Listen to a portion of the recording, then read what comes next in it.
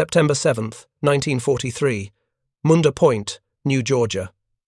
Through the humid morning air, Captain Takeshi Yamada crouched beside the twisted wreckage of an American supply crate, his hands trembling as they closed around an olive-green metal box still strapped to a dead Marine's back.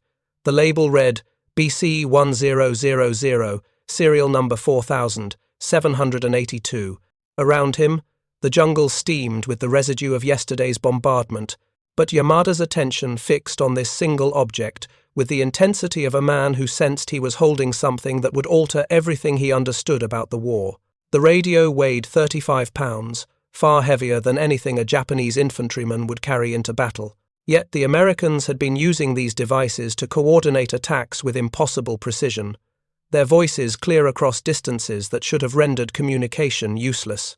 For months, Japanese commanders had watched their defensive positions collapse under assaults that seemed orchestrated by an invisible conductor. Now, in his hands, Yamada held the instrument of that orchestration. He pressed the power switch, not expecting function from equipment that had survived both combat and its operator's death. A soft hum filled the air. The tubes inside were intact. Against all probability, the device still worked. In that moment, Captain Yamada understood that his discovery would travel beyond this muddy clearing, beyond the Solomon Islands campaign, all the way to Tokyo, where engineers would dismantle this machine and confront a truth more devastating than any battlefield defeat. America had not simply built better radios, they had built a different kind of war. 3 weeks earlier, Japanese infantry positions across New Georgia had operated under communications protocols that dated to the China campaigns. Squad leaders carried Type 94-6 transceivers, compact units that weighed barely 8 pounds and could be operated with one hand. The single-valve design meant minimal power consumption and straightforward maintenance. Range specifications listed 2 kilometers under ideal conditions, though battlefield reality rarely matched laboratory promises. Lieutenant Koji Nakamura had carried his Type 94-6 through the retreat from Munda airfield, the radio's leather case blackened by jungle moisture and its small meter face cracked from repeated impacts against tree roots during nighttime movements. The device operated in the VHF band between 25 and 45 megacycles, frequencies that theoretically provided clear voice transmission across company-level distances.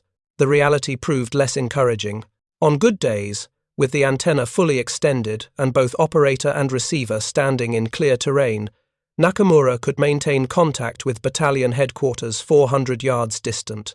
More commonly, dense vegetation and the volcanic topology of New Georgia reduced effective range to 200 yards.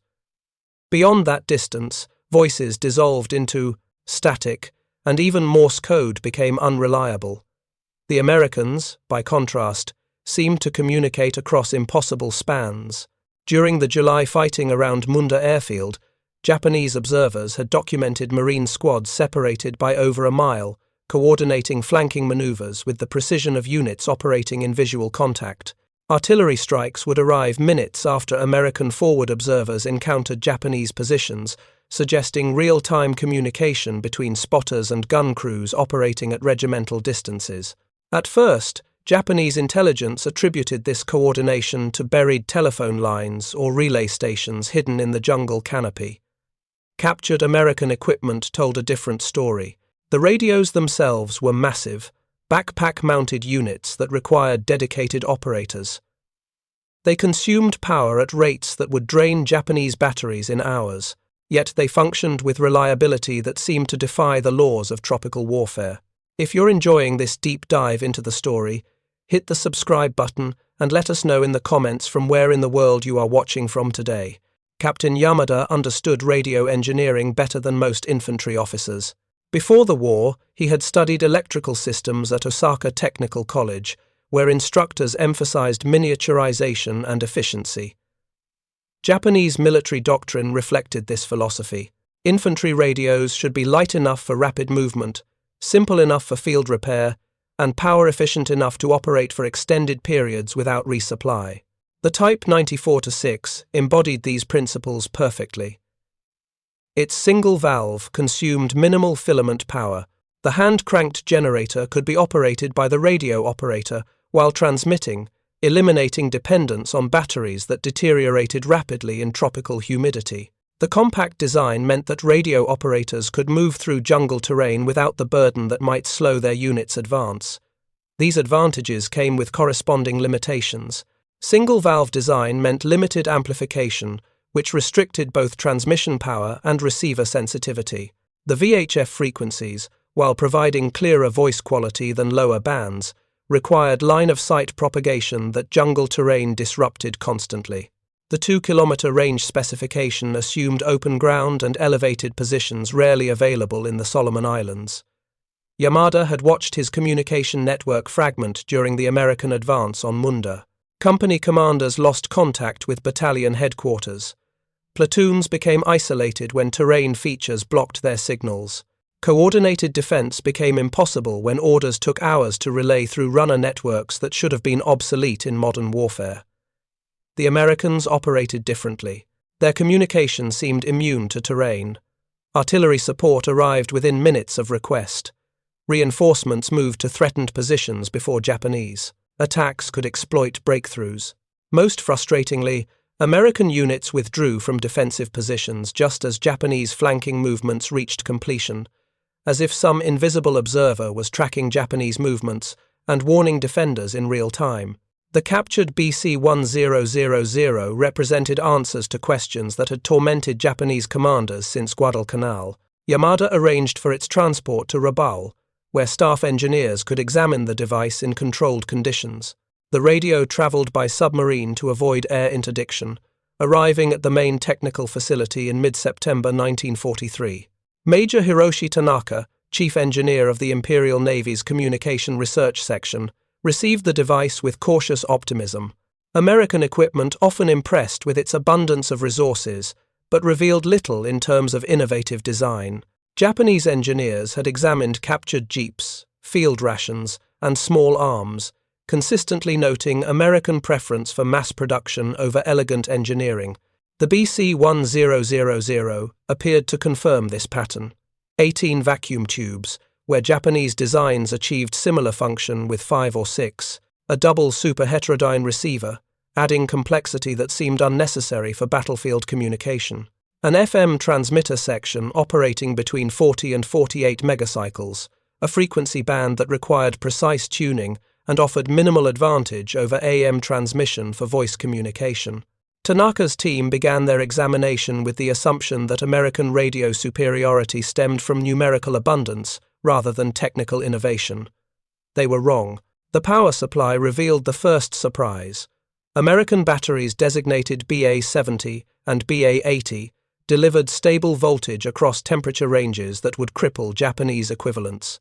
The radio could operate for 40 hours on a single battery set, compared to the 8 to 12 hours typical of Type 94-6 operations. More significantly, the voltage regulation circuit maintained consistent performance as batteries depleted, while Japanese radios suffered progressive signal degradation. The transmitter section produced the second revelation. The FM modulation system, which Tanaka had initially dismissed as needlessly complex, provided signal clarity that remained consistent regardless of distance within the radio's range. Japanese AM systems suffered from amplitude variation that increased with range, requiring operators to constantly adjust volume and straining to interpret voices that faded in and out of static. The automatic frequency control circuit represented technology Japanese engineers had discussed but never implemented in field equipment. The system locked onto incoming signals and compensated for drift, meaning operators spent less time tuning and more time communicating.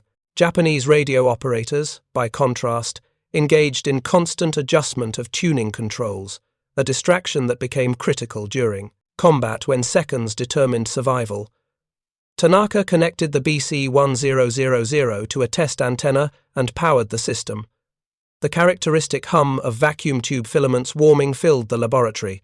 He selected channel 15, corresponding to 43 megacycles, and adjusted the squelch circuit to eliminate background noise. The receiver remained silent until a test transmission arrived from a station 3 miles distant, then delivered voice with crystalline clarity. He tried the same test with a Type 94-6. Static dominated even at 600 yards. The difference was not subtle. It was categorical. The team conducted range tests across Rabaul's volcanic terrain, conditions similar to the Solomon Islands where the radio had been captured. The BC-1000 maintained reliable communication at 3 miles, regardless of intervening hills or vegetation. The Type 94-6 became marginal beyond 400 yards, even with direct line of sight. The implications began crystallizing for Tanaka as he compiled measurements and specifications into his preliminary report. American infantry operated with communication range equivalent to Japanese battalion-level equipment. A Marine rifle company scattered across a mile of jungle could coordinate as effectively as a Japanese battalion concentrated in a defensive perimeter. American squad leaders possessed communication capability that Japanese regimental commanders would envy. The technological disparity extended beyond simple range. The BC-1000's 40-channel capability meant American forces could operate multiple independent communication networks without interference. Japanese units relying on single-frequency radios had to timeshare channels, waiting for frequencies to clear before transmitting urgent messages. In fast-moving combat, these delays accumulated into disaster. Tanaka noted the radio's weight in his report, 35 pounds with the larger battery. Japanese doctrine would reject such a burden as unacceptable for infantry operations. Yet American Marines carried this weight and still maintained mobility that Japanese forces could not match. The answer lay in the American approach to logistics and tactical organization. American infantry squads included dedicated radio operators whose sole function was communication. They carried no other heavy equipment, allowed them to keep pace with rifle squads while maintaining the radio's function. Japanese infantry doctrine expected every soldier to fight, making specialized roles seem wasteful. This efficiency created communication gaps that no amount of individual determination could overcome. The radio's construction quality revealed American industrial advantages that extended beyond the battlefield. Every component met precision tolerances that Japanese manufacturers struggled to achieve even in peacetime. The resistors used standardized color codes, meaning replacement components could be swapped without testing individual values. Japanese radios required careful selection of replacement parts and field adjustment that consumed time and expertise. The vacuum tubes bore Western Electric stamps and serial numbers, indicating production coordination across multiple facilities. Each tube was identical to its replacement, a standardization that allowed field repair without extensive testing. Japanese tube production varied between manufacturers and sometimes between production runs from the same factory, forcing repair technicians to adjust circuits for each replacement tube. Even the radio's case demonstrated American manufacturing sophistication. The olive green paint included fungicide agents that prevented tropical deterioration. Japanese radios arrived in theater with pristine finishes that dissolved into rust and corrosion within months. The American paint remained intact after years of service, protecting electronics from moisture that ruined Japanese equipment. Tanaka's report to Imperial General Headquarters ran 47 pages, combining technical specifications with strategic analysis. He documented every measurement, every circuit diagram, every material specification that revealed American advantages. The conclusion proved inescapable.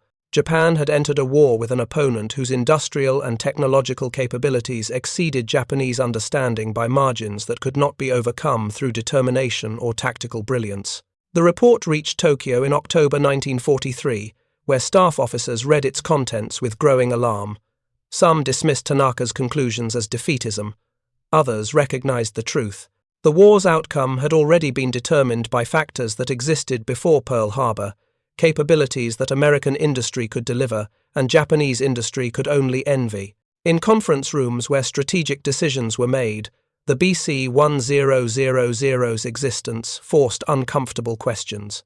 If American infantry possessed communication capabilities exceeding Japanese regimental standards, what other technological advantages remained undiscovered? If a single captured radio revealed such disparities, what did that suggest about American capabilities in aviation, naval systems, and the strategic weapons that would determine the war's final phases? Captain Yamada never saw the report his discovery generated. He died during the American assault on Bougainville in November 1943, his Type 94-6 radio, providing communication across the few hundred yards where it remained effective. The BC-1000 he had captured sat in a laboratory in Tokyo, a silent witness to industrial disparities that individual courage could never overcome. For Japanese engineers studying captured American equipment, each examination revealed the same pattern. American military technology did not simply exceed Japanese capabilities, it operated according to different principles that assumed industrial abundance, emphasized standardization, and prioritized reliability over elegance. These were not advantages that could be copied or overcome through innovation. They represented the accumulated advantages of industrial systems that Japan had entered the war lacking. The captured radio demonstrated truths that Japanese strategic planning had ignored. Modern warfare rewarded industrial capacity over individual valor, mass production over artisan craftsmanship, and logistical sophistication over tactical creativity. Japan had built a military for the war it imagined. America had built a military for the war that actually existed. Major Tanaka continued his work throughout 1943 and into 1944, examining captured American equipment and documenting the widening technological gap. His reports grew longer and more detailed, but their conclusions remained constant. Japan was fighting an opponent whose capabilities it had fundamentally misunderstood, and that misunderstanding would determine the war's outcome regardless of how bravely Japanese soldiers fought or how brilliantly Japanese commanders planned. The BC-1000 sat in its laboratory case, occasionally powered for demonstration to visiting staff officers who needed to understand what their troops faced. Each test confirmed the same reality. American infantry communicated across distances that would require Japanese regimental radio equipment. This single advantage multiplied across every aspect of modern warfare, creating coordination and responsiveness that Japanese forces could not match. In the jungles of the Solomon Islands, marine radio operators adjusted their SCR-300 frequency selectors and spoke calmly to artillery observers miles distant. Their voices traveled through tropical humidity and volcanic terrain as if distance meant nothing. They requested fire support and received it within minutes. They reported enemy movements and watched as reinforcements arrived before Japanese attacks could succeed. Japanese infantry listened to these communications when they captured American radio frequencies. They heard the calm professional exchanges that coordinated the destruction of their positions. They understood that they were fighting an opponent whose technological advantages made traditional tactical responses obsolete. Individual courage meant nothing when the enemy possessed eyes that saw everything and voices that could summon overwhelming firepower across distances where Japanese communication dissolved into static. The Type 94-6 remained in service throughout the war because Japan lacked alternatives. Industrial capacity could not suddenly produce 3-mile range infantry radios when factories struggled to maintain production of existing designs. Engineers could not redesign communication systems when the fundamental gap involved not just technology, but entire industrial philosophies built over decades of different development. Japanese soldiers carried their 8-pound radios into battles, where their opponents carried 35-pound radios that worked 3 times further. The weight difference seemed significant until combat revealed that communication capability mattered more than mobility. American Marines could be slower but remained coordinated. Japanese infantry could move faster but fought in isolation. The mathematics of warfare were unforgiving. 3 miles versus 400 yards, 40 channels versus 1 frequency, 40 hours of battery life versus 12, FM clarity versus AM static, standardized components versus artisan adjustment. Every advantage multiplied across thousands of radios, tens of thousands of combat operations, and the cumulative weight of industrial capability that Japan had underestimated when it chose war. If you find this story engaging, please take a moment to subscribe and enable notifications. It helps us continue producing in-depth content like this. In laboratories across Japan, engineers examined captured American equipment and documented capabilities that Japanese industry could not replicate. Each report confirmed the same conclusion. The war was being decided not on battlefields but in factories, not by soldiers but by industrial systems, not through courage but through capacity.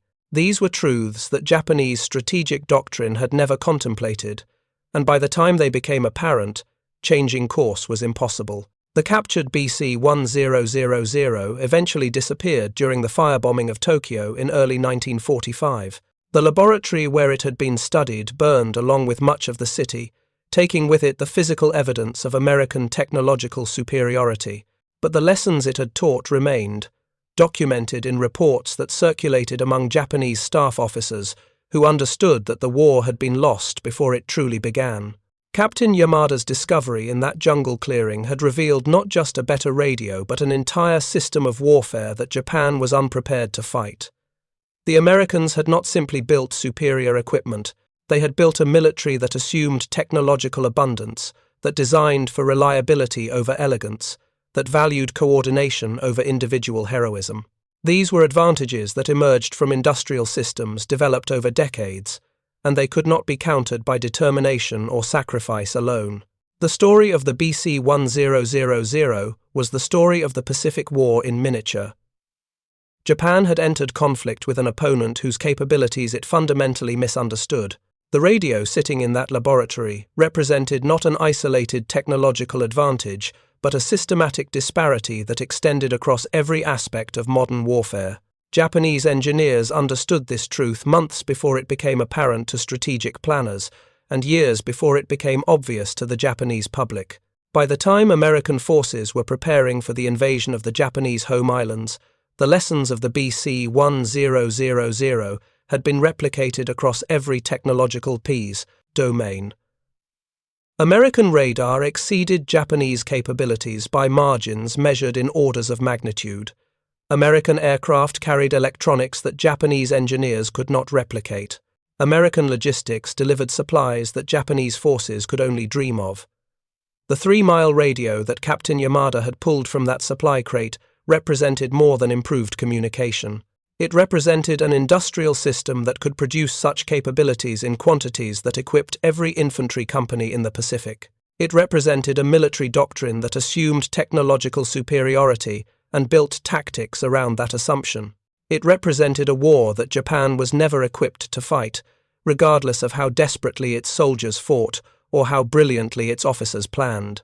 The Type 94-6 remained in Japanese service until the war's end, carried by soldiers who understood its limitations but had no alternatives. They listened to American communications and heard coordination that their equipment could never provide. They fought battles where communication advantage determined outcomes before tactics could matter. They died in positions that fell because they could not call for support across distances where American radios functioned effortlessly. The captured radio's story concluded not with Japanese surrender, but with the burning of Tokyo and the destruction of the laboratory where it had been studied. But the knowledge it represented survived in the minds of engineers, who understood that modern warfare rewarded industrial capacity over individual valor. These engineers would help rebuild Japan in the post-war era, applying lessons learned from examining American equipment to create industrial systems that could compete in peacetime what they had failed to match in war. For now, though, in the autumn of 1943, Major Tanaka filed his report and returned to examining other captured equipment. Each item told the same story. The radio operators carrying SCR-300 units through Pacific jungles represented not just better equipment, but an entirely different philosophy of warfare, one that Japan was unprepared to counter, regardless of how many battles its soldiers won or how many islands its forces defended. The 3-mile range versus 400-yard range represented more than a technical specification. It represented the difference between coordination and isolation, between responsive support and desperate independence, between a military designed for industrial warfare and a military designed for an era that had already passed. In that difference lay the outcome of the Pacific War, visible to engineers months before it became apparent to generals and years before it became obvious to everyone else. The technical specifications told only part of the story. Major Tanaka's team spent weeks disassembling the BC-1000, photographing each component, measuring voltages across every circuit node and documenting the engineering, decisions that separated American radio design from Japanese approaches. What emerged was not simply a list of superior specifications, but a revelation about how differently the two nations approached the fundamental problems of battlefield communication. The frequency modulation system represented the most significant departure from Japanese practice. FM transmission required substantially more complex circuitry than amplitude modulation, consuming additional power and requiring precise tuning that seemed wasteful by Japanese standards. Yet the advantages became apparent during field testing. FM signals maintained consistent quality across their entire effective range, while AM signals degraded progressively as distance increased. Lieutenant Nakamura, brought to Rabaul to provide operational perspective, demonstrated the difference during a comparison test. Speaking into the Type 94-6 at 400 yards, his voice emerged from the receiver barely comprehensible, buried under static and requiring intense concentration to interpret. The same message transmitted via BC-1000 at 1200 yards arrived with clarity that seemed almost supernatural, every word distinct, requiring no mental effort to understand. The difference mattered enormously in combat. Japanese radio operators expended cognitive energy constantly adjusting for signal quality, energy that could not simultaneously process tactical information or maintain situational awareness. American radio operators received clear transmissions that required no interpretation, allowing them to focus entirely on combat coordination. This seemingly minor advantage multiplied across thousands of radio conversations, creating cumulative effects that Japanese planners had never anticipated. The squelch circuit provided another example of American engineering philosophy. Japanese radios delivered constant background noise whenever powered on, requiring operators to listen through static for incoming transmissions. The BC-1000 remained silent until actual signals arrived, eliminating the psychological drain of constant noise exposure. In extended operations, this difference affected operator alertness and decision-making quality in ways that no amount of training could overcome. Tanaka noted in his supplementary report that American radio operators could wear headsets for hours without the fatigue that Japanese operators experienced after 30 minutes of static exposure. The advantage seemed trivial in specification sheets, but proved significant in combat, where communication failures often stemmed from operator exhaustion rather than equipment malfunction. The crystal-controlled calibration circuit represented technology that Japanese engineers understood theoretically, but had never implemented in field equipment. The system allowed operators to verify frequency accuracy using internal reference signals, ensuring that radios remained properly tuned despite temperature variation, component, aging, and mechanical shock. Japanese radios drifted gradually off frequency, requiring periodic adjustment by technicians with specialized equipment rarely available in forward combat zones. American radios maintained frequency stability across temperature ranges from -40 to +125 degrees Fahrenheit. Japanese radios required recalibration when temperature varied by more than 30 degrees, a limitation that proved problematic in Pacific Islands, where daytime heat and nighttime cooling regularly exceeded this range. The result was Japanese radios that functioned in morning but failed by afternoon, or worked in garrison but malfunctioned in jungle heat. The battery system revealed American attention to tropical conditions that Japanese designers had overlooked. The BA-70 and BA-80 batteries included internal sealing that prevented moisture penetration, allowing them to function reliably in humidity that would destroy Japanese dry cell batteries within weeks. More significantly, American batteries maintained voltage stability across their discharge cycle, while Japanese batteries suffered dramatic voltage drops as they depleted. This characteristic affected radio performance in ways that specifications did not capture.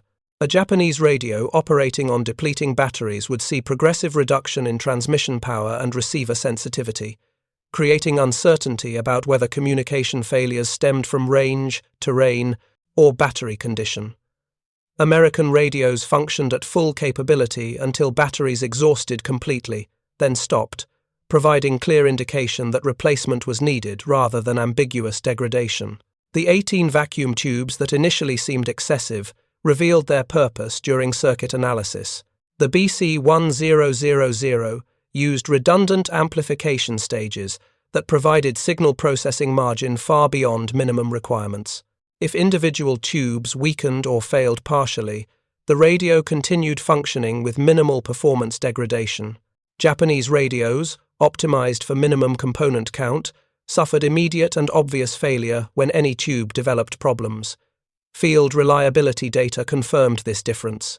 American radios required tube replacement approximately every 6 months under normal operation. Japanese radios required tube replacement every 6 weeks, consuming maintenance time and replacement parts that frontline units could not obtain. The apparent inefficiency of American design proved more effective than Japanese optimization, another instance where abundance trumped elegance. The radio's case and packaging demonstrated American understanding of tropical warfare conditions that Japanese designers had not anticipated. Every opening was gasketed to prevent water entry. Drainage holes allowed condensation to escape without accumulating inside the case. The olive green finish included fungicide that prevented biological growth from degrading components. Even the carrying harness used materials resistant to rot and mildew. Japanese radios arrived in theater with wooden cases and cotton straps that disintegrated within months. The Type 94-6's leather case, considered premium construction, absorbed moisture and grew mold that corroded metal contacts and degraded electrical insulation. American radios showed minimal deterioration after years of tropical service, suggesting that their designers had tested equipment under conditions similar to actual combat environments. Tanaka's team attempted to estimate production costs based on component complexity and manufacturing requirements. Their analysis suggested the BC-1000 cost approximately 15 times more to produce than the Type 94-6, an expense that seemed to validate Japanese design philosophy, emphasizing economy. Yet, this calculation ignored the reality that American industry could produce these expensive radios in quantities that equipped every infantry company, while Japanese industry struggled to maintain production of simpler designs. The American approach to military electronics revealed a fundamental difference in strategic thinking. Japanese designers optimized for unit cost, assuming limited production capacity and emphasizing efficient use of scarce resources. American designers optimized for battlefield effectiveness, assuming that industrial capacity could deliver whatever quantities were required and that soldier lives were more valuable than manufacturing costs. This difference extended beyond radios to every aspect of military equipment. American trucks were over-engineered and consumed excessive fuel, but they rarely broke down. Japanese trucks were efficient and economical, but they required constant maintenance that consumed time and expertise that frontline units did not have.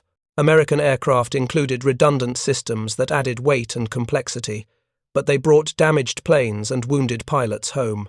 Japanese aircraft eliminated such luxuries to maximize performance, and pilots died in aircraft that could not survive battle damage. The BC-1000 represented this philosophy in concentrated form. It was heavy, complex, expensive, and consumed substantial power. It also worked reliably across distances that Japanese radios could not reach, in conditions that would disable Japanese equipment, with clarity that eliminated communication errors that cost lives. The trade-off seemed obvious in retrospect, but they required an industrial system capable of delivering abundance rather than scarcity. During one demonstration for visiting staff officers from Tokyo, Tanaka conducted a direct comparison that silenced skeptics who believed Japanese determination could overcome American technical advantages. He positioned both radios at equivalent ranges and transmitted identical tactical messages, timing how long each system required to convey information that could mean the difference between coordinated defense and isolated annihilation. The Type 94-6 required 3 attempts to transmit a simple fire mission request across 800 yards, with the receiving operator requesting repetition twice due to static interference. Total time elapsed was 4 minutes and 20 seconds. The BC-1000 transmitted the same message across 2,400 yards with perfect clarity on the first attempt. Total time was 35 seconds. In combat, those 4 minutes could determine whether artillery support arrived in time to prevent a position from being overrun. The 35-second transmission allowed immediate response while tactical situations remained fluid. The difference was not merely technical but operational, affecting outcomes at the level where individual battles were won or lost. One staff colonel, a veteran of the China campaigns who had initially dismissed American equipment as evidence of industrial waste, watched this demonstration in silence. Afterward, he asked Tanaka a single question that captured the essence of Japan's strategic dilemma. Can we build something similar? Tanaka's answer was technically yes, but practically no. Japanese industry could theoretically produce equivalent radios, but doing so would require abandoning production of existing equipment, retraining technicians, establishing new supply chains, and accepting unit costs that would limit production to quantities inadequate for frontline needs. More fundamentally, copying the BC-1000 would not address the underlying disparities. American forces possessed entire communication networks built around these radios, doctrine developed to exploit their capabilities, logistics systems capable of maintaining them, and training programs that ensured operators used them effectively. Replicating the radio without replicating the supporting infrastructure would provide equipment without the organizational framework necessary to employ it effectively. The colonel left the demonstration understanding that Japan was not simply behind in radio technology, but operating within constraints that made catching up impossible during wartime. American advantages stemmed not from isolated innovations, but from integrated systems built over decades of peacetime development, systems that could not be replicated under the pressure of ongoing conflict. Tanaka filed his final report in December 1943, concluding that the BC-1000 represented capabilities that Japan could not match before the war's conclusion. He recommended that Japanese forces adapt tactics to mitigate communication disadvantages rather than attempt technological solutions that industrial capacity could not deliver.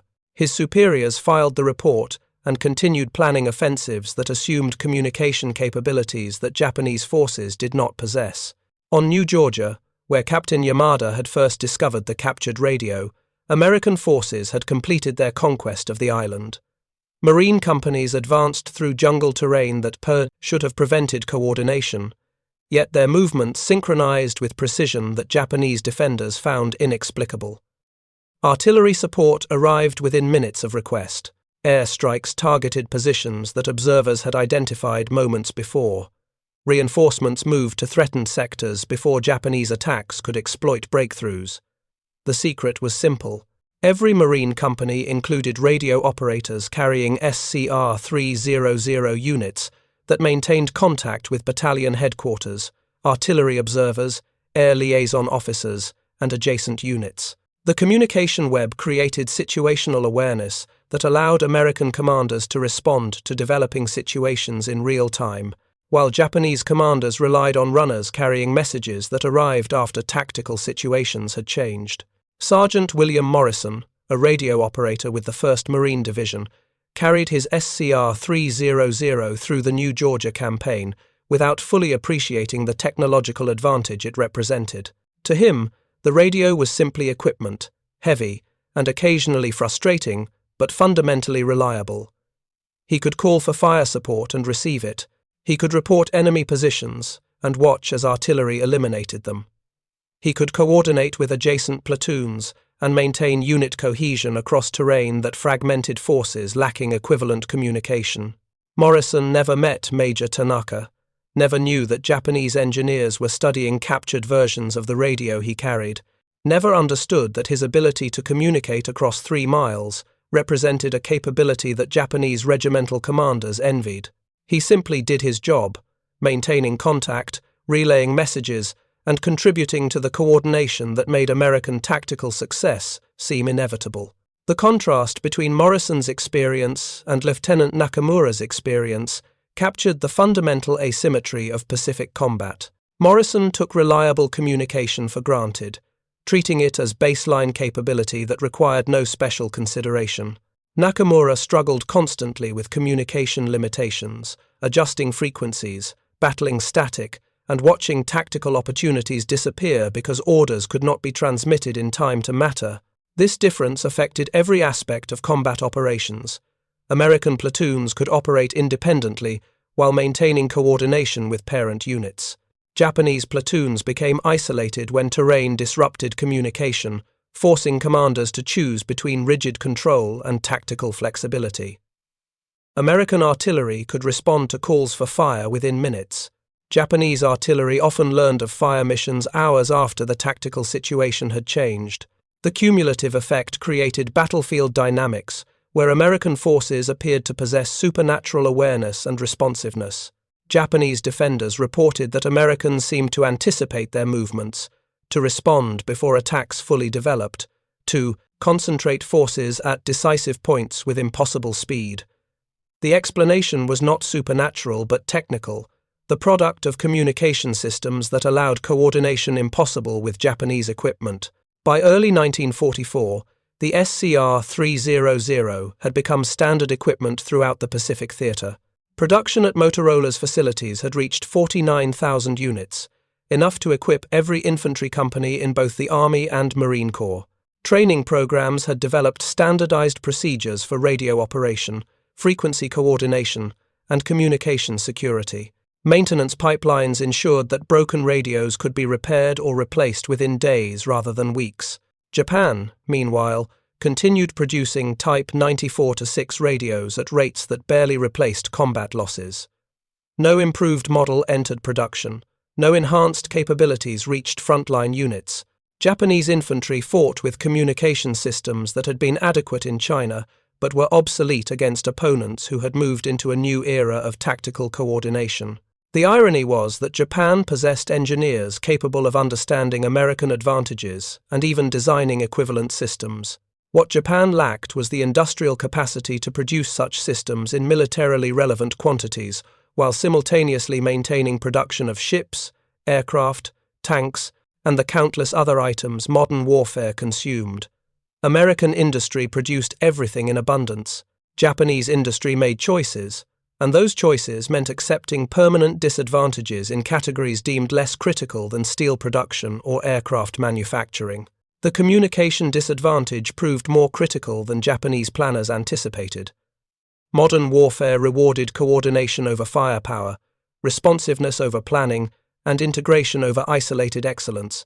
Japanese forces could fight brilliantly at tactical level while losing battles because their brilliance could not be coordinated effectively. American forces could make tactical mistakes while winning battles because their communication systems allowed rapid adjustment and mutual support. The story of the BC-1000 demonstrated this reality with brutal clarity. A radio that Japanese engineers understood, that Japanese industry could theoretically produce, that Japanese doctrine could employ effectively, remained beyond Japan's reach, because modern industrial warfare rewarded capacity over ingenuity. The 3-mile range versus 400-yard range represented not a technological secret but an industrial reality that courage could not overcome. Major Tanaka continued his work, examining captured American equipment until April 1945, when American bombers destroyed the research facility where he worked. He survived the attack and spent the final months of the war assisting with air raid preparations rather than technical analysis. After surrender, he briefly worked with American occupation forces, helping document Japanese radio equipment and explaining design decisions that American engineers found baffling.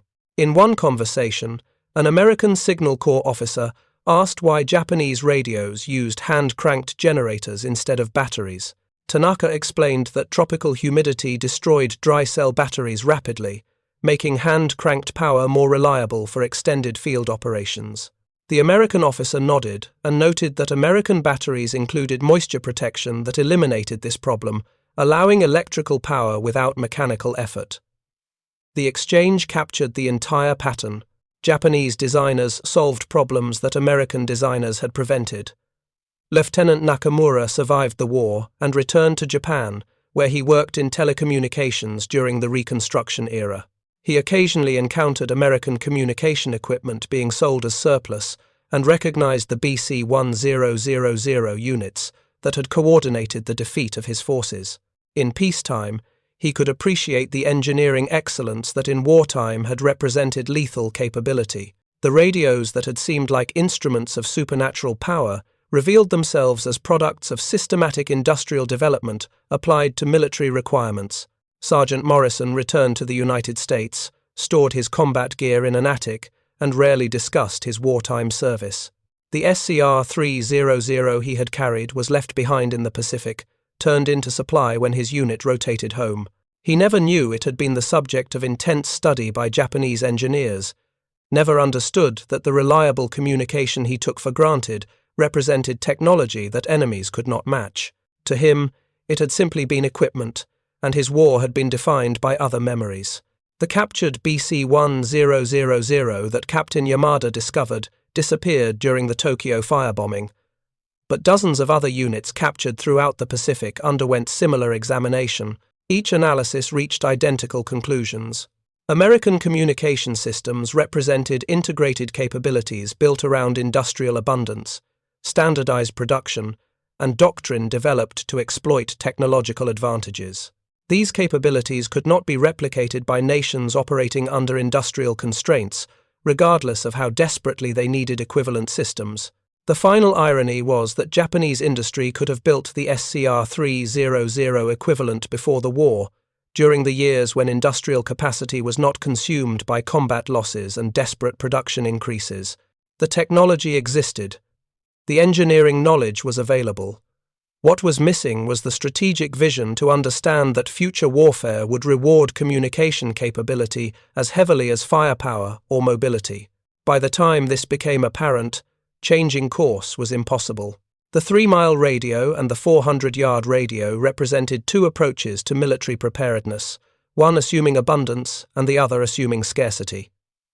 The Pacific War demonstrated that modern industrial conflict rewarded the assumption of abundance, that armies built around scarcity could not compete regardless of individual soldier quality or tactical innovation. This lesson would shape Cold War military development and inform defense planning for generations.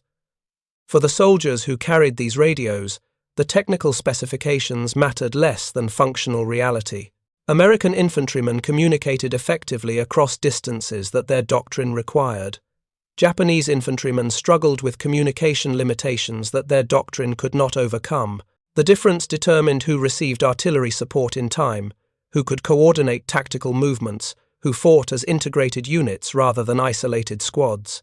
The story concluded not with dramatic reversal or innovative solution, but with grinding inevitability. Japan's communication disadvantage, like its disadvantages in every other technological category, stemmed from industrial disparities that predated the war and could not be overcome during it. The captured radio represented not a secret that could be stolen, but a capability that required an entire industrial system to deliver. In the decades following the war, military historians and engineers studied the Pacific Campaign seeking lessons applicable to future conflicts. The communication disparity represented one of many technological advantages that shaped the war's outcome, but its effects were particularly visible in tactical records where American coordination contrasted sharply with Japanese fragmentation. The lesson extended beyond specific technologies to fundamental questions about industrial preparedness and strategic planning. Nations preparing for modern warfare needed to develop not just weapons but entire systems of capability, integrated across multiple technologies and supported by industrial capacity adequate to deliver them in militarily relevant quantities. Isolated excellence meant nothing when opponents possessed integrated superiority across all capabilities simultaneously. The BC-1000 and Type 94-6 became case studies in military academies worldwide, examples of how technological advantages translate into operational outcomes. The specifications told part of the story. 3 miles versus 400 yards, 18 tubes versus 1, FM versus AM, 40 channels versus single frequency. But the complete story involved industrial systems, doctrine development, training programs, logistics networks, and the accumulated advantages of approaching military preparedness from positions of abundance rather than scarcity. For Japan, the communication disadvantage was one element of comprehensive technological inferiority that made defeat inevitable, regardless of how bravely soldiers fought or how skillfully commanders led. The nation had entered war with an opponent whose industrial capabilities it had fundamentally misunderstood. and that misunderstanding determined outcomes before the first battles were fought. The engineers who examined the captured radio understood this truth months before strategic planners accepted it, and years before it became undeniable to everyone. They documented disparities that could not be overcome, recommended adaptations that could not succeed, and watched as the war proceeded toward conclusions they had predicted. Their reports gathered dust in archives, while soldiers carried radios that could not reach across distances where battles were decided. In the end, the story of the SCR-300 and Type 94-6 was the story of the Pacific War itself, told through the lens of a single technology. One side possessed capabilities built through decades of industrial development and deployed with doctrine designed to exploit them.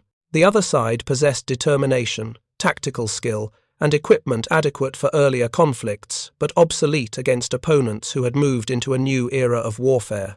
The 3-mile range that Sergeant Morrison used without appreciating its significance represented an advantage that Lieutenant Nakamura would have given anything to possess. That asymmetry, multiplied across every technology and every engagement, determined who won battles, who controlled territory, and ultimately, who survived. The radio specifications measured not just communication capability, but the industrial and technological disparities that shaped the war's outcome long before surrender documents were signed. Captain Yamada's discovery in that jungle clearing on New Georgia had revealed truth more profound than he could have known. The olive-green radio he pulled from that supply crate represented not just better communication, but an entire philosophy of warfare built on abundance, standardization, and technological integration. These advantages could not be captured, could not be copied, could not be overcome by nations operating under constraints that made equivalent capabilities impossible. The 3 miles versus 400 yards told the story of two nations, two industrial systems, two approaches to modern warfare. One would prevail. The other would learn lessons that would reshape its post-war development, but came too late to affect the war's outcome. The radio, sitting in Major Tanaka's laboratory, powered occasionally for demonstrations that convinced skeptics of truths they had hoped to deny, represented the future of warfare that Japan had entered unprepared to fight. That future belonged to nations that could deliver abundance, that built systems rather than equipment, that understood modern warfare as industrial competition, where victory went not to the brave but to the prepared. The SCR-300 represented that preparation in concentrated form, 35 pounds of American industrial might that worked reliably across 3 miles, while Japanese equivalents struggled to reach 400 yards. The mathematical precision was almost elegant in its cruelty. 3 miles, 400 yards. 7.5 times the range. 7.5 times the coordination. 7.5 times the capability to concentrate force, respond to threats, and maintain cohesion across terrain that should have fragmented armies. This multiplier applied to every unit in every battle, creating cumulative advantages that determined the war's outcome, independent of individual courage or tactical brilliance.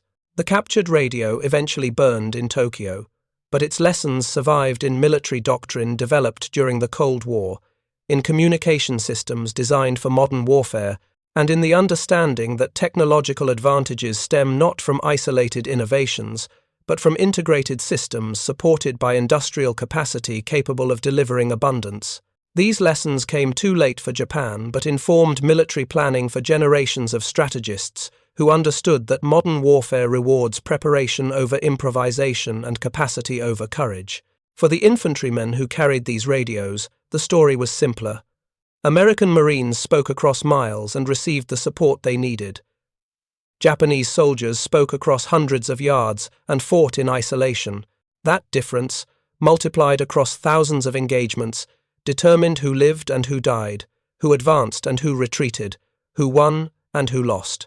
The specifications measured the margin between survival and annihilation, expressed in frequencies, power output, and the 3 miles versus 400 yards that separated abundance from scarcity in the industrial warfare of the 20th century.